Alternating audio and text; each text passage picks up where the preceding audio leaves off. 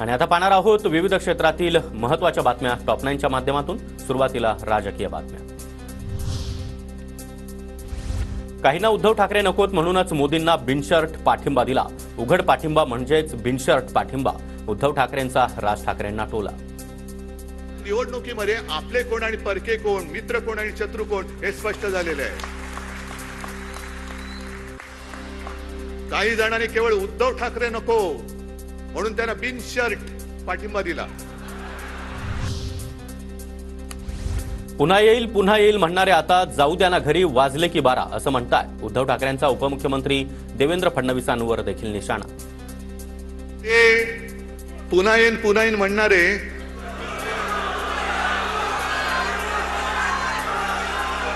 आता काय म्हणतात माहितीये? जाऊ द्या ना घरी आता वाजवले ना बारा। शंठ नसाल तर शिवसेना प्रमुखांचा फोटो, शिवसेनेचं नाव आणि धनुष्यबाण न लावता माझ्यासोबत निवडणूक लढा। उद्धव ठाकरे यांचं एकनाथ शिंदेंना आव्हान, तर मोदीजी शंडांना बाजूला ठेवून माझ्याशी थेट लढा। ठाकरेंचं मोदींना देखील आव्हान। आणि मोदीजी मी तुम्हाला आमंत्रण देतोय, विधानसभेचा प्रचार महाराष्ट्रात आत्तापासून सुरू करा। मी आहे आणि तुम्ही आहे, फक्त या शंडांना बाजूला ठेवा। नाव चोरायचं नाही, वडील चोरायचे नाहीत, धनुष्यबाण चोरायचं नाही। धनुष्यबाण बाजूला ठेवा, नवीन निशाणी घ्या, मिंद्याच्या वडिलांचा फोटो लावा आणि या समोर।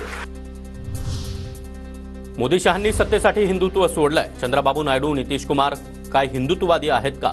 ठाकरेंचा खोचक सवाल। तर एनडीएचं सरकार पडेल आणि इंडिया आघाडीचं सरकार येईल। वर्धापन दिनाच्या मेळाव्यात उद्धव ठाकरेंचं वक्तव्य। माझं स्पष्ट आणि ठाम मत आहे की नरेंद्र मोदी आणि भाजपाने सत्तेसाठी हिंदुत्व सोडलेलं आहे। हा माझा स्पष्ट आणि ठाम आरोप आहे। आणि आज जे त्यांच्या सोबत बसले चंद्रबाबू नायडू आणि नितीश कुमार हे काय हिंदुत्ववादी आहेत? वारसा सांगणाऱ्यांना हिंदू म्हणायची लाज वाटू लागली आहे। बाळासाहेबांचा फोटो लावून मतं मागण्याचा तुम्हाला अधिकार नाही। मुख्यमंत्री शिंदेंचा उद्धव ठाकरेंवर हल्लाबोल। बाळासाहेबांचं नाव घेण्याचा अधिकार देखील तुम्हाला राहिलेला नाही। बाळासाहेबांचा फोटो लावून तुम्हाला मत मागण्याचा देखील नैतिक अधिकार राहिलेला नाही। ओवेसी पेक्षा उद्धव ठाकरे मुस्लिमांना मसीहा वाटू लागले। मुस्लिम वस्त्यांमध्ये उद्धव ठाकरेंना 99% मतं। मुख्यमंत्री शिंदेंचा उद्धव ठाकरेंवर निशाणा। आता ओवेसी पेक्षा आता उबाटाच आपला मसीहा यांना वाटू लागलाय। लोकसभेला पराभव झालेल्या उमेदवारांचा पराभव जिव्हारी लागलाय। ठाकरेंचं वक्तव्य। तर शिवसेनेचे बालेकिल्ले आपण अबाधित राखले। आपण घासून पुसून नाही तर ठासून विजय मिळवला। मुख्यमंत्री एकनाथ शिंदेंचा उद्धव ठाकरेंना टोला।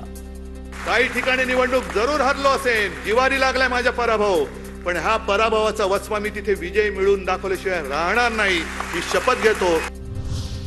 400 पारचा नारा देणाऱ्या नरेंद्र मोदींचा उद्धव ठाकरेंनी खुळखुळा केला।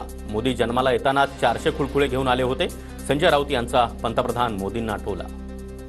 जन्माला येतानाच तो 400 खुळखुळे घेऊन आला होता हातामध्ये। त्या भाजपचा आणि मोदींचा साप खुळखुळा जर कोणी केला असेल तर तो आपला उद्धव साहेबांनी महाराष्ट्रामध्ये करून दाखवला। विधानसभा निवडणुकीसाठी मोदी शहांना सांगून 100 जागा घ्या। 90 जागा निवडून नाही आणल्या तर तुम्ही म्हणाल ते करू। शिंदे गटाच्या रामदास कदम यांचं मोठं वक्तव्य। साहेब ह्या मोदी साहेबांना सांगा, शहा साहेबांना सांगा की मला 100 उमेदवार द्या। 90 आपण आमदार नाही निवडून आणलेत ते तुमच्या सांगितलं आम्ही हळून जाऊ। घ्या, मागून घ्या।